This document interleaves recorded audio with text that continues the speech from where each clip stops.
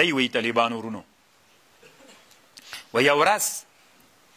ولما ترك المسلمون هذه العلوم قرآن طالبانو ټول علومو باندې مشتمل کتاب ده خو علما را جګ سول تنه د اوداسه او د مانځه او د حج او د زکات په مسلو استخراج شروع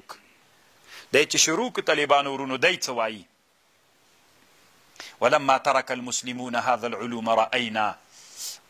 وعلمنا أن كل طالب علم ارتقى عن وسط إسلامي في الشرق والغرب نزل الإسلام في عيني طالبانو علم نن دومره لوړ لاړو یو سړی چې اروپا نه راسي دی وایي 100 کاله مخکې دی وایي ما ته یو عالم مسلمان ویلي د چین وایي دی وایي ما ته یې ویلې وایي داسې راته ویلې چې د موږ د خانانو زمن چې کله اروپا ته لاړ سي او بیرته بیا د اسلامي وطنونو ته راسي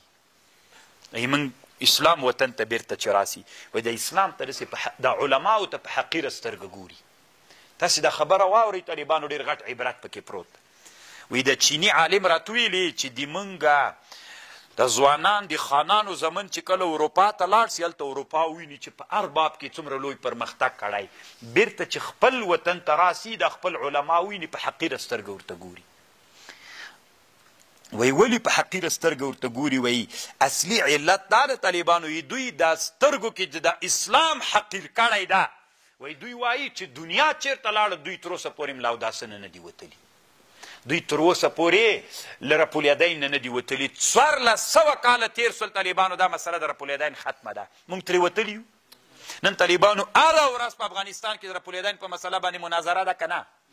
وی دوی چې د حقارت باندې ورته ګوري علت دا ده چې د دنیا علماو 1400 کاله مزل وکړي د اسلامي امت علماو هغه اول کال نه تر اوسه طالبانو په همغه مسله کې پاتې دي نو طالبانو وایي تر اوسه پورې 3 طلاقونه په یو طلاق دي که نه ابن تیمیه داسې وایي هغه داسې وایي او دوی وایي چې د اوداسه له مسلې طلاق له مسلې نه لور د عقدونو مسلو نه ونه وتل وان هناك 70 مليون من المسلمين قد رأينا آثار قصة الخليل في الأمة السابقة فأين آثارها في الإسلام څه فکر کوي طالبانو ورونو دغه ځوانان چې ورځ تر بلې له موږ نه غرب ته روان دي طالبانو موږ سره په دښمنۍ اوړي په حقارت به راته ګوري که د عزت په سترګه ښه یې ګورو طالبانو انکار به نه کوئ هغه انسانان چې نن غرب ته تللي د دغو علماو سره په دښمنۍ دي که نه هغه د مسلمان زوی و که نه د تا کلیوال و که نه پلار مجاهد و که نه هلته چې لاړ نن ما سره وران ده ولې راسره وران ده ولې راسره وران ده هغه دنیا یې ولیدله هغه وایي چې هغه په څه شي باندې کارونه کوي څه شي دپاره کار کوي دوی نن بیا سبا ته مناظره ده څه شي مناظره ده رپولیدین مسله ده د اسقاط مسله ده د اوداسه مسله ده دا چې پورې بېمینځي داسې بېمینځي نه بېمینځي خو اوداس تیار معلوم ده که نه مظاهرې ته څه ضرورت ده که مناظره ده څه ضرورت ده ورته نن موږ طالبانو له دغو مسلو ووتلو نو دا طالبانو عین د ابراهیم علیه السلام مسله ده ابراهیم علیه السلام قوم چیرته و په سرداب کې و څوک یې کول چې راوي باسي له سرداب ده موږ طالبانو نن په سرداب کې که له سردابه راوتلي موږ په سرداب کې طالبان افغانستان کې تر اوسه پورې د سردابي ژوند ده کلک طالبانو سردابي ژوند ده ښه مکمل سردابي ژوند ده نو تاسې وایي طالبانو دی ورته وایي د عالم ته وایي ته ماته ووایه چې زه غلط یم چې ته ماته وایي چې دغه آیات د قرآن نن 100% کې په چا تطبیقېږي ما ورته ویلې په چا تطبیقېږي نن په مسلمانانو باندې بعضې قرآن یې پریښی په بعضې عمل کړی 900 آیتونه د علوم کونیه او نن پریښي که یې نه دي پریښي دي نو خو که داسې چل به دې کړي دا یو وزر دې دومره د مرغه اوږد کړی ده دومره دې اوږد کړی ده چې ټول عمر دې پکې تېر کړ خو یوه ټولۍ به دې دې ته هم هڅولی و که نه چې دا بل وزر یې هم را اوږد کړه که نه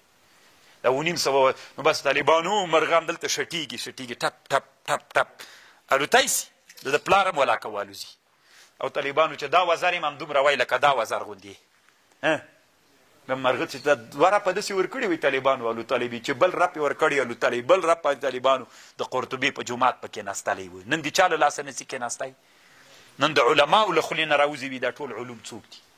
موږ طالبانو د تیر 10 کلونو کې اول وخت کې چې کوم طالب به انګریزي زده کول هغه باندې د کفر فتوا نه کول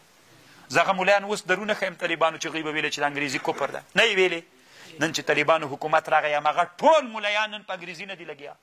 نن همغه ټول علما همغه ټول وزیران همغه ټول والیان په علومو نه په انګریزي نه نو خو اولې د 20 کاله مخکې دا ضرورت نه ادراک کوو موږ هر وخت کې همداسې یو دنیا مزل وکړي موږ نه منو 100 کاله چې هغوی مزل وکړي بیا یې موږ ومنو بیا چې موږ ورځو نو څه پیدا کوي راځئ طالبانو له اول نه دا فکر وکړو دا ووایي چې څوک دي فرض دي دا علوم فرض دي طالبانو دا علوم ټولنې ته راولئ دا د ټولنې کې انسانانو ته ووایي چې دا علوم زده کوي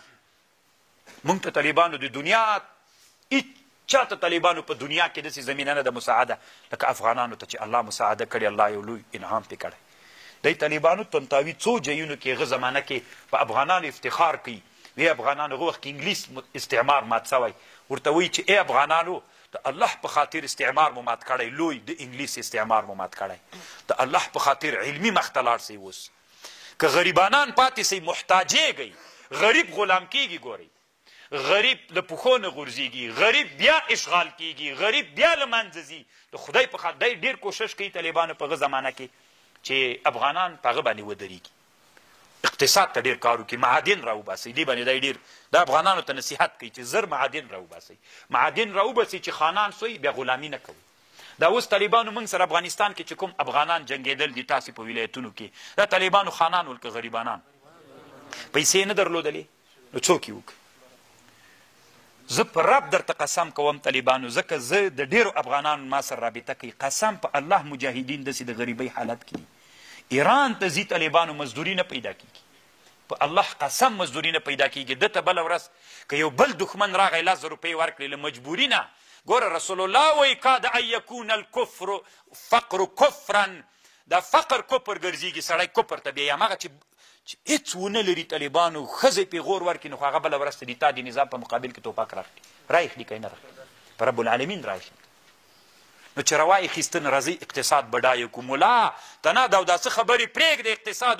غریبي داسې ده او غریبي داسې ده دنیا داسې ده او دنیا داسې ده نن انسانان دي د غریبي له لاسه کفر ته رسېږي یوسف قرضاوي رحمه الله یو کتاب جوړ کړی ده په همدغه باندې چې اسلام فقر بد بني چا ویلي چې اسلام فقر د قرآن او د حدیث نه ورته استدلال کړی موږ چې کله بډایه سولو موږ چې کله مالداران سولو اسباب به برابر سي ملت به څوک سي خان به سي خان بیا طالبانو زوی دما دپاره چې امریکایان 1 میلیون روپۍ ورکړي دما دپاره یې جنګوي بیا چا زوی موږ سره په جنګ کې وزل کېده د غریب زوی خو پیسو ته یې ضرورت درلود چې د خانانو زمن تاسې کوم یو ولیده چې دلته مړ سوی وي یا اربکیو یا پولیسو یا اردو کې وزل سوی وي یو خان زوی هم نه ده مزل سوی طالبانو خو غریب خو راځه دا ملت څوک که خان یې که راپورته که چې خان سو بیا طالبانو دلته اشغال کار نه ورکوي اشغال خو هلته چې غریبي جوړه سي نه پوهېږم طالبانو ورونو یا چې زه نه پوهېدی طالبانو یا